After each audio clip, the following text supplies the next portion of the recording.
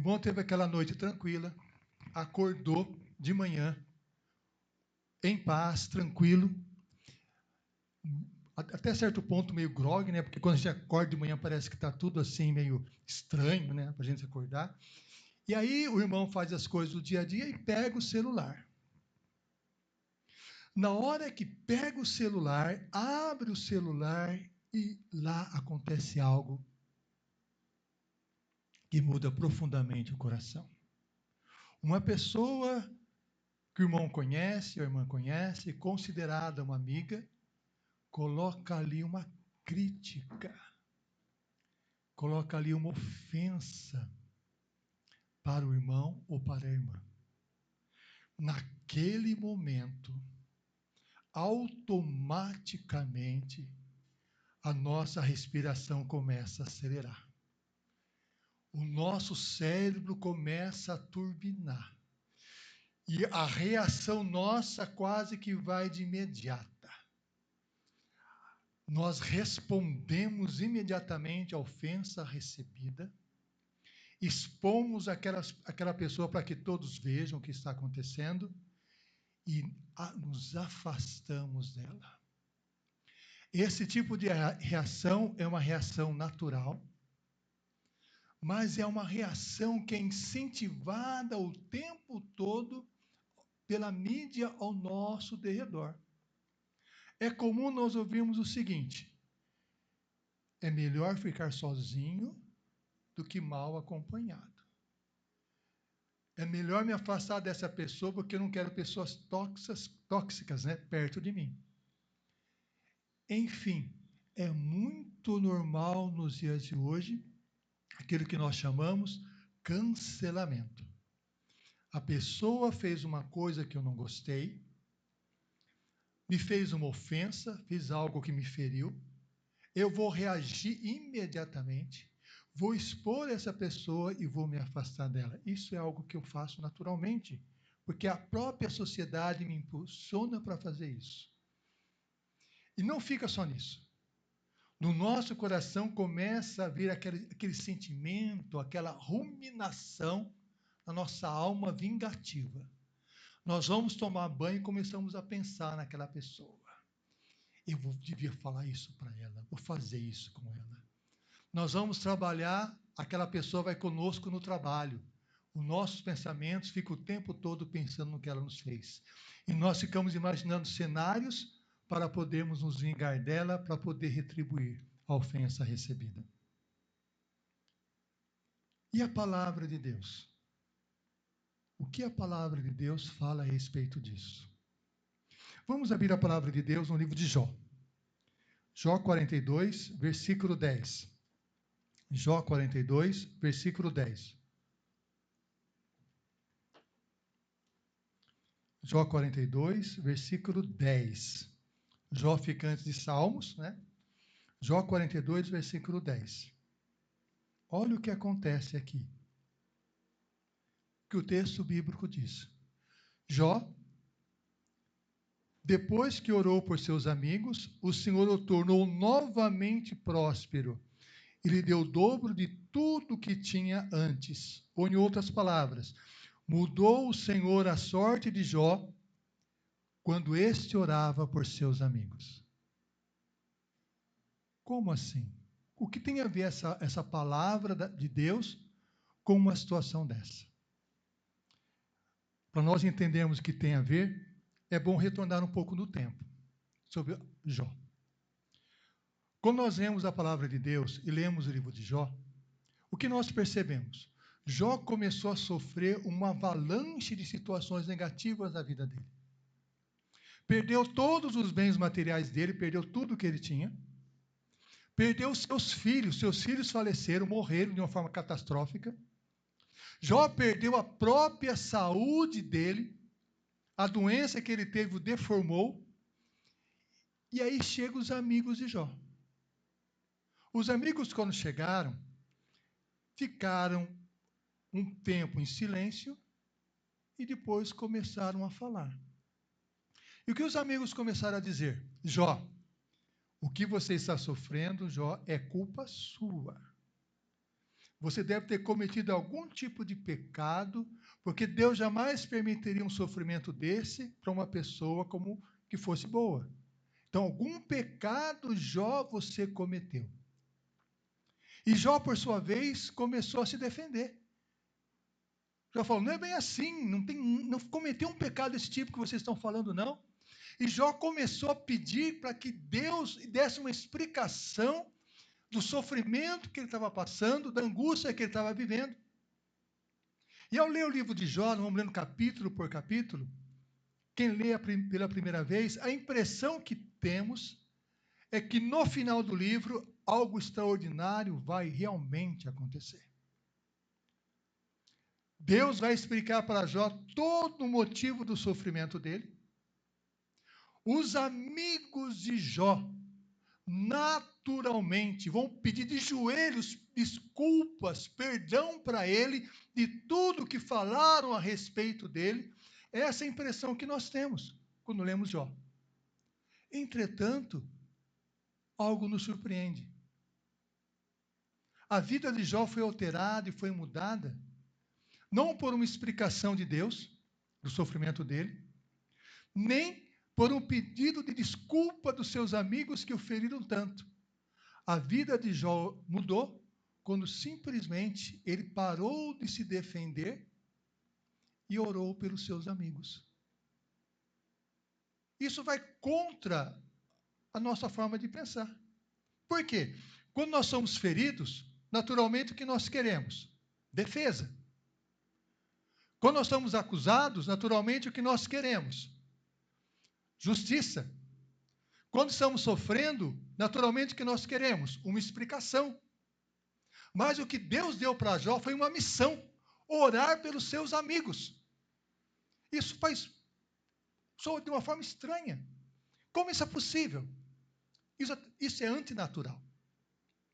Porque nós vivemos em uma sociedade que as pessoas nos ferem, que as pessoas nos magoam. E as pessoas que mais nos ferem, nos magoam, normalmente são pessoas conhecidas. Pessoas que nós amamos, pessoas que nós valorizamos, elas que nos ferem. Pode ser familiares, amigos, colegas de trabalho. E quando uma pessoa me fere, naturalmente eu preciso dar uma satisfação. Eu preciso ter uma reação. Eu não posso suportar isso. Porque se uma pessoa me ferir e eu ficar em silêncio, isso vai demonstrar fraqueza. Isso não pode acontecer. Inclusive, há uma afirmação que muitas pessoas dizem, que é o seguinte: eu não tenho sangue de barata. Se alguém me feriu, eu vou devolver. Não é possível. Mas o que a palavra de Deus nos diz? Que Jó, enquanto ele orava pelos seus amigos, Deus restaurou a sua sorte. Mas como entender isso? A palavra de Deus nos diz, nos ensina, meus irmãos, algo muito precioso, que está lá em 1 Pedro 2, versículo 9, que é a nossa identidade em Cristo Jesus. Porque nós devemos orar pelas pessoas que nos ferem. Por que devemos orar pelos nossos amigos? A palavra de Deus diz assim: vós sois sacerdócio real.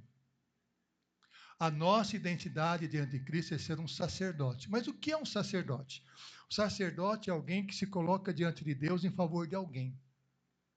O sacerdote é uma pessoa que não olha para si mesmo. Ele olha para a pessoa que precisa de ajuda, uma pessoa que está com necessidade, e apresenta essa pessoa diante de Deus. Um sacerdote é como se fosse uma ponte que liga a pessoa até Deus, que carrega a pessoa nos braços para apresentá-la diante de Deus. Esse é um sacerdote. Esse é um sacerdote. E a palavra de Deus nos diz que a nossa função diante de Deus é sermos uns sacerdotes.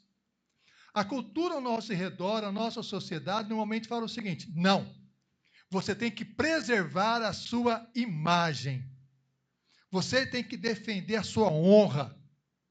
Mas a palavra de Deus diz que a nossa identidade em Cristo Jesus é a identidade de um sacerdote.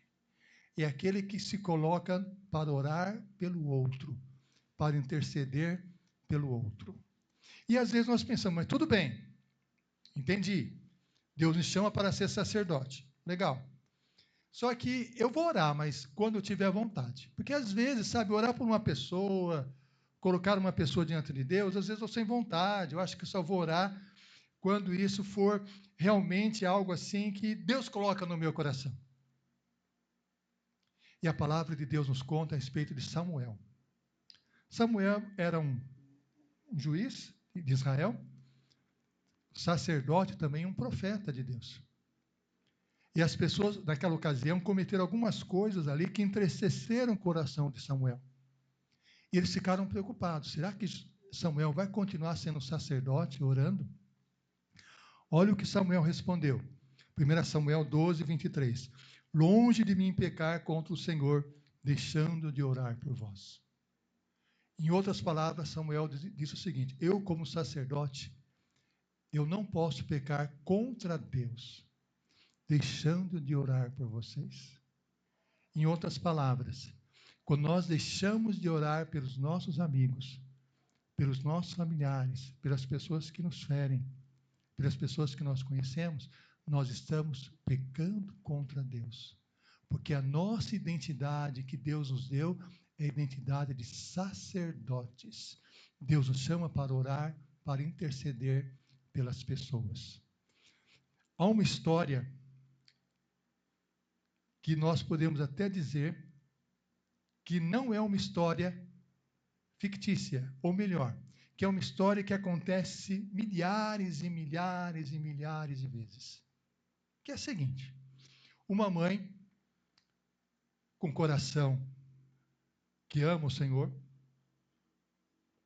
se entristece porque seu filho se afastou de Deus. Ela percebe seu filho caminhando por situações difíceis, situações que vão prejudicá-lo. Ela tenta falar com ele para que ele se aproxime de Deus e toda tentativa acaba se tornando uma frustração. Ele reage de forma áspera. Ela não tem argumentos para poder rebatê-lo naquilo que ele fala. Mas essa mãe assume a seguinte postura: vou orar por ele.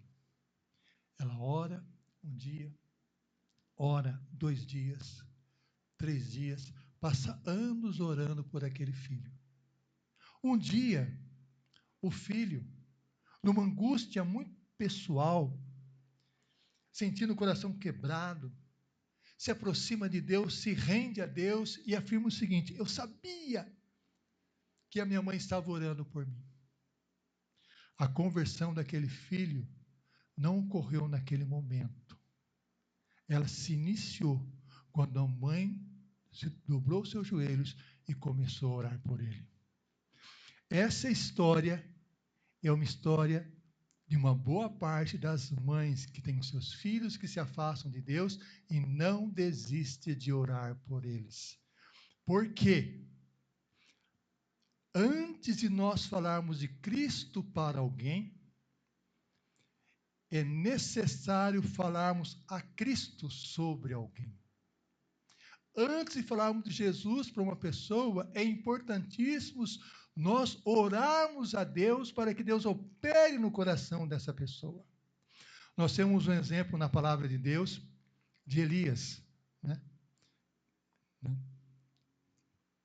Aliás, Eliseu, não Elias, Eliseu. Eliseu tinha lá o seu servo, que estava angustiado, porque olhou ao redor só via situações difíceis. Onde Eliseu estava, foi cercado pelo exército da Síria. Ele ficou apavorado, o servo de Eliseu, o discípulo de Eliseu. E Eliseu só fez assim: eu vou orar.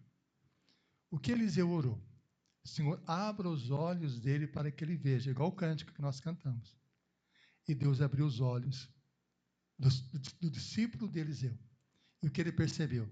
Que ao redor do exército da Síria estava o exército de Deus. Que maior é o exército de Deus do que o exército da Síria. Nós orarmos pelas pessoas. Essa é a missão que Deus coloca no nosso coração. No texto que nós lemos em Jó 42:10, nos chama muito a atenção, sabe por quê? Que há uma dupla bênção quando Jó começa a orar pelos seus amigos. Uma dupla bênção. O que acontece? Enquanto ele ora pelos seus amigos, os seus amigos são alcançados pela misericórdia de Deus. Deus opera na vida dos seus amigos. Deus, inclusive, diz aos amigos de Jó que aquilo que eles falaram sobre Jó estava completamente errado. Eles tinham uma interpretação muito errada da palavra de Deus, porque nem tudo que acontece no dia a dia é possível ser explicado pela razão humana, porque Deus é Senhor acima de todas as coisas. Então Deus repreende os amigos dele. E quando Jó ora pelos seus amigos, Deus os alcança com a sua misericórdia. Há uma transformação na vida dos amigos. E sabe o que nós nos lembramos quando vemos Jó orando pelos amigos que magoaram, que o feriram? De quem nós lembramos? De alguém que é superior a Jó. De alguém que também foi ferido pelos amigos. De alguém que deixou a sua glória, os seus bens maravilhosos. Alguém que quando estava expressando seu amor profundo pelos seus amigos, essas mesmas pessoas estavam zombando dele. Estavam ferindo ele com palavras, com comportamentos. Que é o nosso Senhor Jesus na cruz do Calvário. Ele falou: Pai, perdoa-os. Perdoa-os. Jesus é superior a Jó. Jesus é o verdadeiro sacerdote. E quando nós oramos por alguém, nós oramos como consequência da experiência que nós temos com Cristo. Quando nós vemos Jó orando pelos seus amigos, nós pensamos: nossa, que coisa maravilhosa. Mas antes de Jó orar pelos seus amigos, algo aconteceu no coração dele. A palavra de Deus nos diz que Jó afirma o seguinte: antes eu te conhecia só de ouvir, mas agora os meus olhos te veem. A transformação que operou no coração de Jó deu a ele condições de orar pelos seus amigos. Em Cristo Jesus nós temos condições de orar pelas pessoas que nos magoam, pelas pessoas que nos ferem, orarmos pelos nossos amigos. Então, Jó, quando começou a orar pelos seus amigos, ele não sabia o que iria acontecer. Simplesmente orou pelos amigos. Mas o que a palavra de Deus nos diz? Enquanto ele orava pelos seus amigos, Deus restaurou a sorte de Jó. Houve uma outra bênção na vida dele, inesperada. Inesperada. Por quê? Jó estava clamando a Deus pelos seus amigos. Enquanto ele clamava, talvez aquele rancor, aquela mágoa que ele tinha no coração pelo que os seus amigos falaram, foi indo embora. Seu coração foi ficando mais leve, seu coração ficou ficando mais tranquilo. Porque ao orar pelos seus amigos e pedir a misericórdia de Deus, Jó estava abençoando os seus amigos. E ao abençoar seus amigos, Deus foi tirando tudo aquilo que talvez seus amigos magoaram, feriram. E enquanto ele orava, Deus moveu o coração dele, transformou a vida dele, e Deus restaurou a sorte dele. E os irmãos podem perguntar: mas como que Deus restaurou a sorte de Jó? Será que Deus, porventura, fez fazer com que os animais que ele tinha ressuscitassem? Caísse dinheiro do céu? Como que Deus fez? Olha o que a Bíblia nos diz aqui, em Jó 42, nós lemos o versículo 10, né? Diz assim a palavra de Deus, ó, Jó 42, 10, depois aconteceu. Depois que Jó orou por seus amigos, o Senhor o tornou novamente próspero e lhe deu em dobro tudo o que tinha. Todos seus irmãos e irmãs, todos os que o haviam conhecido anteriormente, vieram comer com ele em sua casa. Eles o consolaram, de fato, e o confortaram por todas as suas tribulações que o Senhor tinha trazido sobre ele. E cada um lhe deu uma peça de prata e um anel de ouro. E eles chegaram e ajudaram Jó com seus recursos. E com a sabedoria que Deus deu a Jó, Deus restituiu tudo que tinha de bens materiais, inclusive os seus filhos. Mas ressuscitou os filhos? Não, os filhos, ele deu novos filhos para ele, porque os filhos, quando os nossos filhos estão diante do Senhor, nós não perdemos os nossos filhos, de fato. Os filhos estão com o Senhor na glória celestial. Deus restaurou a sorte de Jó enquanto ele orava pelos seus amigos. Essa é uma dupla bênção. Acho que os irmãos já tiveram essa experiência, não é? Nós tivemos, algumas semanas atrás, 7 dias de jejum e oração. Muitos irmãos começaram, né? Eu vou orar.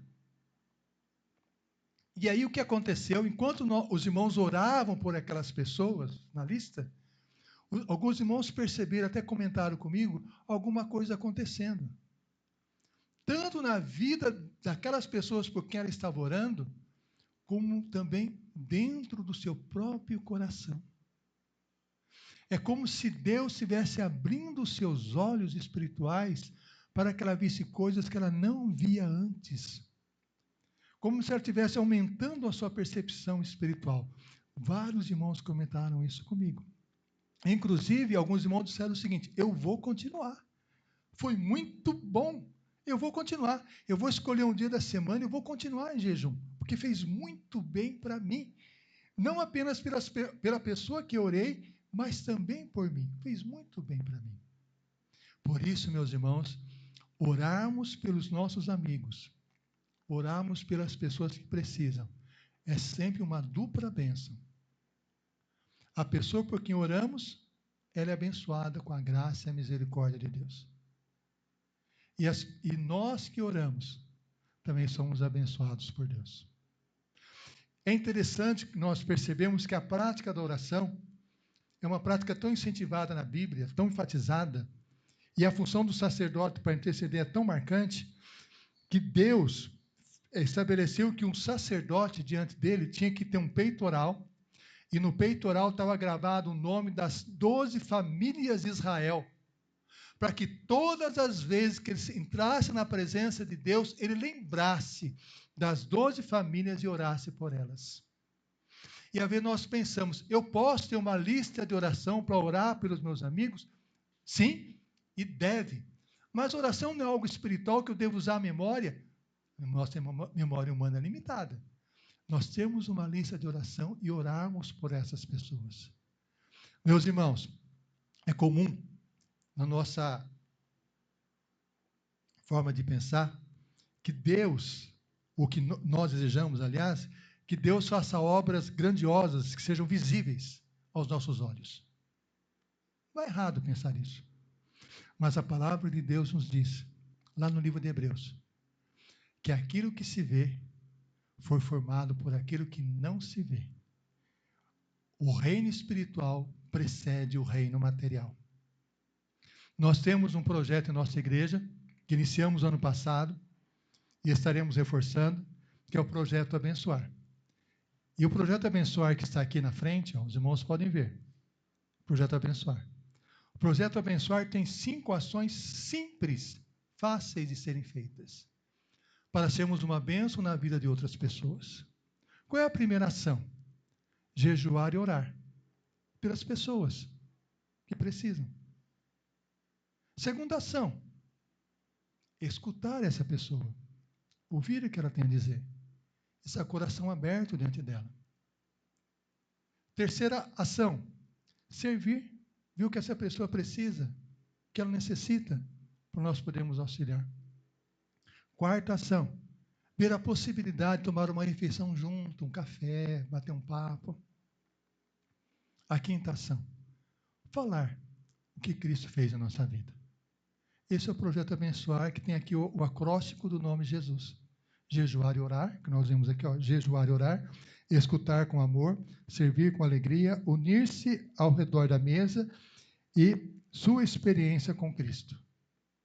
Só que esse projeto, ele começa com a primeira ação. Qual é a primeira ação? Jejuar e orar. Sem a oração, a escuta se torna mera curiosidade. O servir se torna um peso insuportável. Tomar uma refeição em conjunto fica só um evento bater papo de tudo, menos o que precisa. Compartilhar Cristo acaba se tornando um debate teológico com a pessoa que nós queremos compartilhar.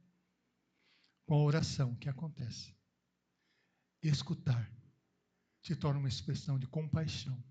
Abrir o coração para ouvir o que a pessoa precisa.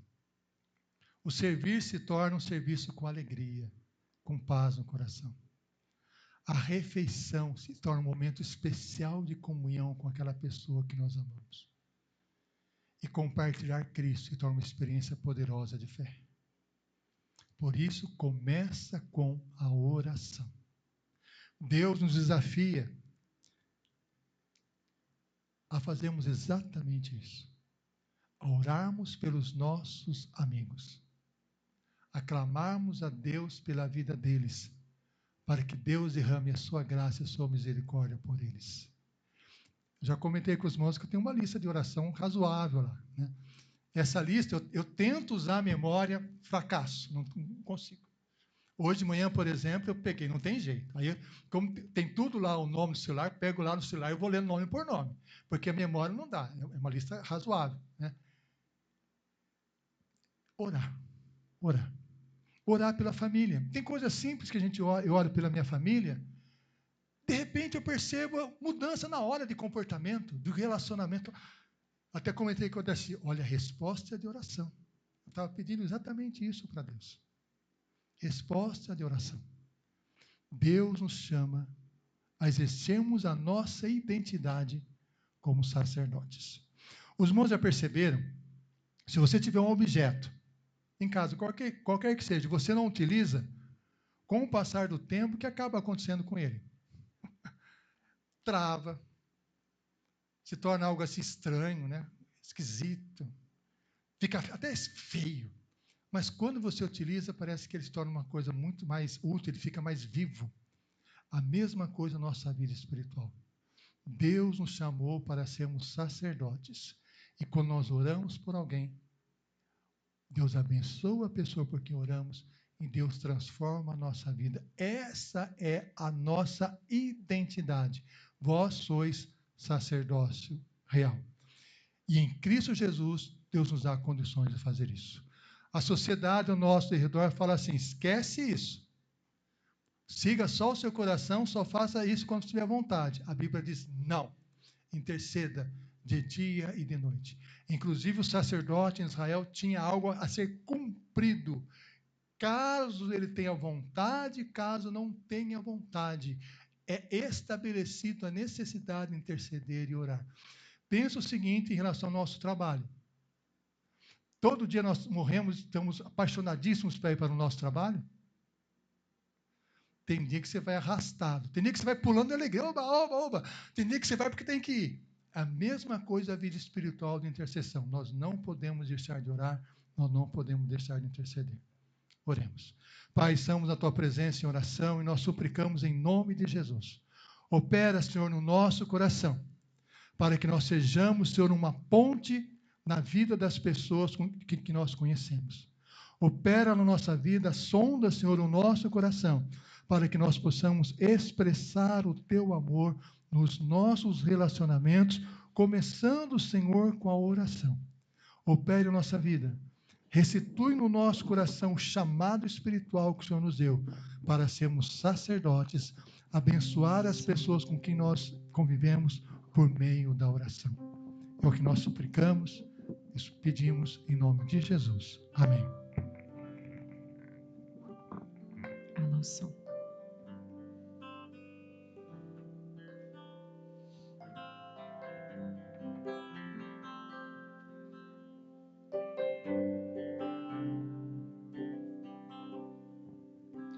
Sonda-me, Senhor, e me conheces. Quebranta o meu coração. Transforma-me conforme a tua palavra e enche-me até que em mim se ache só ti. Então,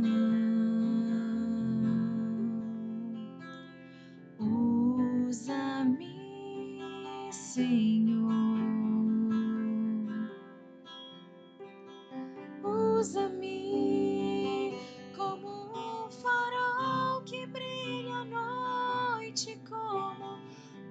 ponte sobre as águas, como abrigo no deserto, como flecha que acerta o alvo. Quero ser usado da maneira que te agrade, em qualquer hora e em qualquer lugar. Eis aqui a minha vida, usa-me, Senhor, usa-me.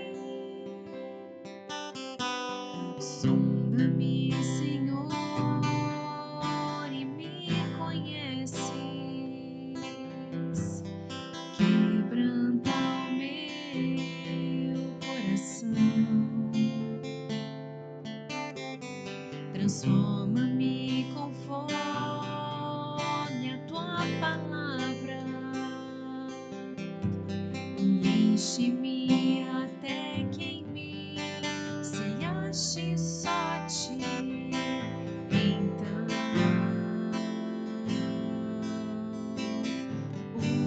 usa-me, Senhor. Usa-me como um farol que brilha à noite, como ponte sobre as águas, como abrigo no deserto, como flecha que acerta o alvo. Eu quero ser usado da maneira que te agrade, em qualquer hora e em qualquer lugar. Eis aqui a minha vida, usa-me, Senhor, usa-me. Sonda-me,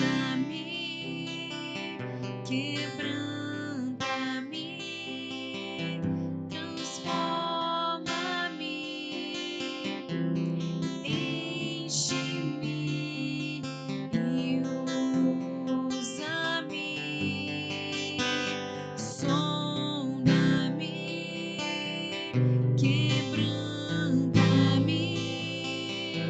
transforma-me,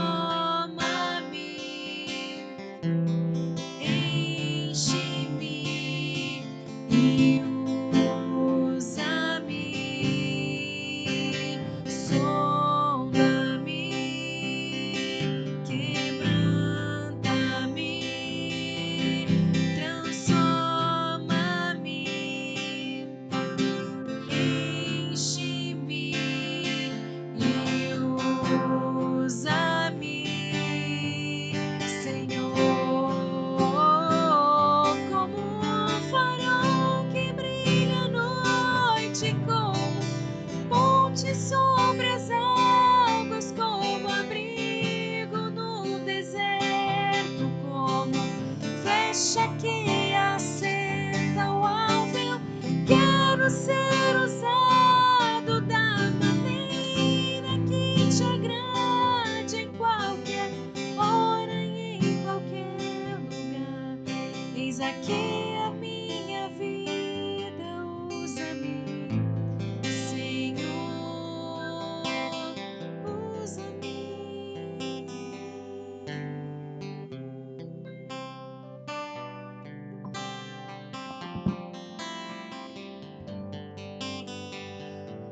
Meus irmãos, Jó se tornou um farol na vida dos seus amigos. Não é verdade? Se tornou uma ponte sobre as águas também para os seus amigos. Foi como uma flecha que acerta o alvo, não é? Quando nós assumimos a função de sacerdotes diante de Deus, é exatamente o que acontece. Nós nos tornamos um farol na nossa família para os nossos amigos. Mesmo sem dizer uma palavra, essas pessoas começam a se aproximar de nós, querendo ouvir de Cristo. Nos tornamos uma ponte sobre as águas de sofrimento delas para ouvir de Cristo. Nos tornamos como uma flecha que acerta o alvo para conduzi-las a Cristo. Conta-se a história de uma mulher que foi muito magoada, num ambiente que não deveria, na igreja. O que ela fez? Ela orou.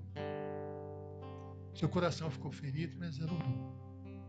Mas na sua oração, o que ela pediu, não é para que aquela pessoa que a ferisse sofresse as consequências do que aconteceu. Ela orou pedindo para que Deus abençoasse a vida dela. E foi orando, orando, orando.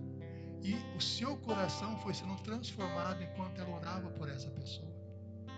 Um dia, essa pessoa se aproximou e a reconciliação se efetivou. Mas a reconciliação começou por meio da oração. Quantas pessoas nós rompemos o relacionamento na família, nas amizades? Quantas pessoas? Que nós caímos na armadilha da visão do cancelamento. Deus nos chama a estar orando por essa pessoa. Não deixar de orar por ela, não pedindo a sua retratação, mas pedindo que Deus abençoe a vida dela, que a misericórdia de Deus venha sobre a vida dela. Deus vai operar na vida dela e operar também no nosso coração. Vamos participar da ceia do Senhor? Convidamos os irmãos para estarmos ao lado da mesa, sentados à mesa para participarmos da ceia.